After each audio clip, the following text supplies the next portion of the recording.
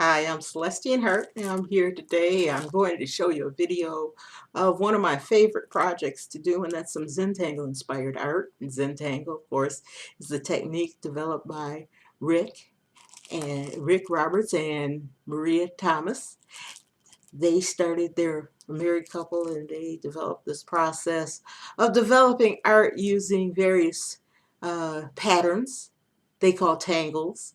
And if you don't know about Zentangle yet, you have to Google it because it's great. You can go to the website Zentangle.com or TanglePatterns.com. Either of those websites will get you started on your way. But this video is for people that are a little familiar with Zentangle that want to add faces to their Zentangle art. Now, if you don't know about Zentangle yet, go ahead and watch my video. This will inspire you also and it'll get you started.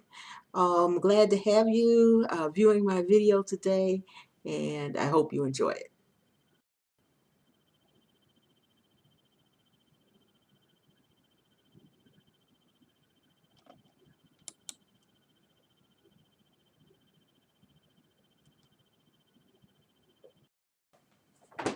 Hi, I'm Celestine Hart. I'm here to show you today how to do some painting, some Zentangle inspired art.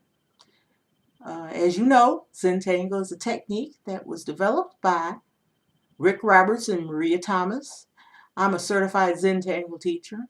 I also happen to be a one-stroke certified instructor, level 2. I love to learn new things, different art techniques. And I'm here today. I'm going to show you how to make faces or add faces to your artwork. I'm going to show you a couple simple faces to add to your work. I'm going to show you using an artist trading card. I'll show you how to make this artist trading card that's in the middle here. And then and hopefully you'll enjoy this, and maybe I'll make some more of these videos someday. I hope you enjoy this. Thank you. Hi. Here's a few examples of the Zentangle that I've done with faces. This first is just a 5x7 sheet that you could use on the front of a greeting card. I drew a very stylized face, then did a Zentangle technique to make the hair, and then I put a border. If you notice, this is like border, a lot of shading, and then I filled the background and the garment in with various Zentangle techniques. This is a greeting card. The face, this is typical of the faces I've done. This is a little more advanced, but I'm going to show you this and simpler techniques to add a face to your drawing. And then I did the scarf as a hair, very stylized type scarf, and then filled the sections of the scarf in with various Zentangle patterns. Zentangle patterns are called tangles, so you may hear me refer to the designs in each section as a tangle or a pattern.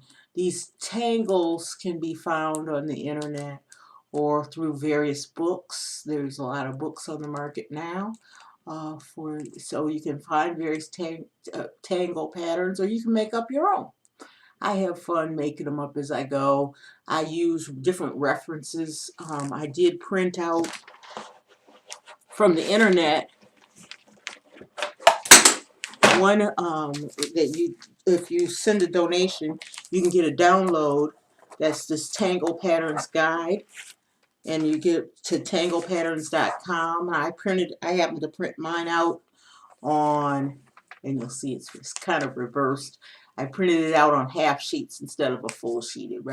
You can print it out. Once you download it, you can print it out whatever way you want. You can get a guide of various patterns. There's also other sources for patterns. This is the one that I sort of keep. and carry with me. There's also a lot of various books that have, and you'll notice they'll have in the back of the book, the books will have step by step on how to complete a pattern. So let's get going. I want to start out and talk about materials. This is a lighter weight watercolor paper.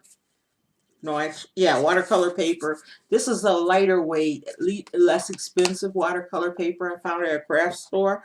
This will work, but it might curl while you're working with it, so you'll just have to be ready that it may curl a little bit as you work with it, if you're going to add color or any type of water medium to the this is a heavier weight watercolor paper, and it's more like cardstock, and it's very good for your background.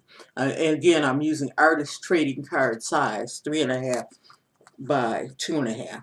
This I found is great stuff, and it's an artist trading card size Soho painting board, and this board is used for artists to experiment on and do paintings on, not for high quality work, but for trading cards it's perfect. It is a heavy board, and it's the 2.5 by 3.5 size, and you'll see the back here.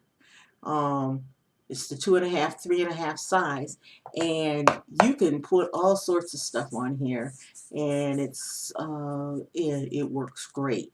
This is one, if you can get these, I ordered them online, and you can get a whole box of them and online, and they're not very expensive.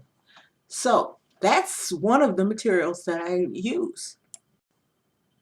For the background of my cards, I like to use a thin wash of a neutral type medium.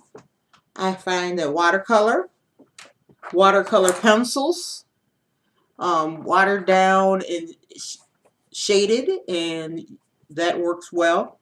One of my secret ingredients that I love a lot is the Brusho crystal colors. They're like watercolors but dry, and a little bit goes a long way. It comes in a little thing like this. You sprinkle it on your watercolor pad, your watercolor container, and you mix your colors.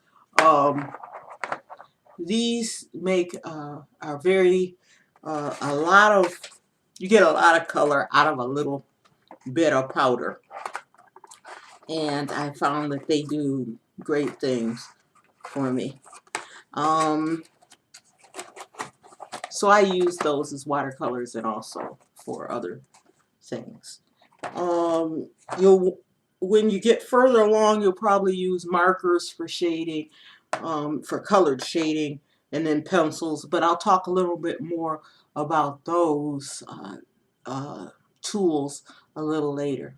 But for the backgrounds, I use either watercolors or the Brushos. If you're getting watercolors just to use as backgrounds, it doesn't really matter. You don't have to get expensive ones, because what you really want, you're not looking for bright, brilliant colors. You're looking for just a neutral type background and a wash. You're not looking for colors that are highly pigmented necessarily, because you're going to water them down a lot. When you add color to a finished piece, like I did here, then I use watercolor pencils, and you want the bright colors, and you want the colors that are, so you want the colors to stand out more, and that's when you'll need a higher quality watercolor. So,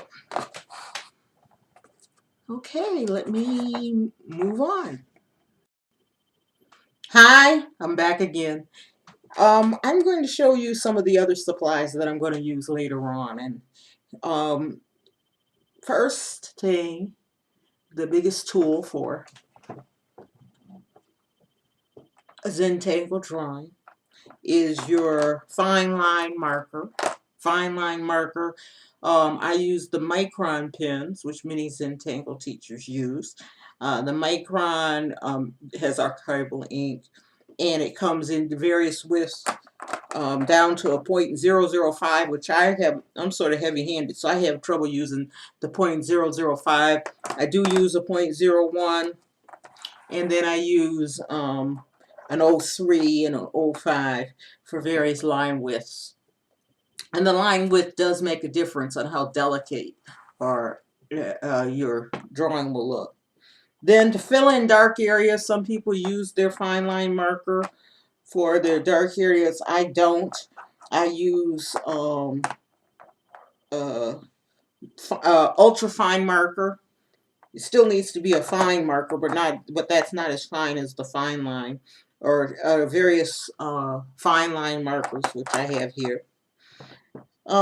Shading. I use art pencils. You can use a plain number 2 pencil, but I like to draw and do drawing, so I have a lot of art pencils. So I use an art pencil for shading.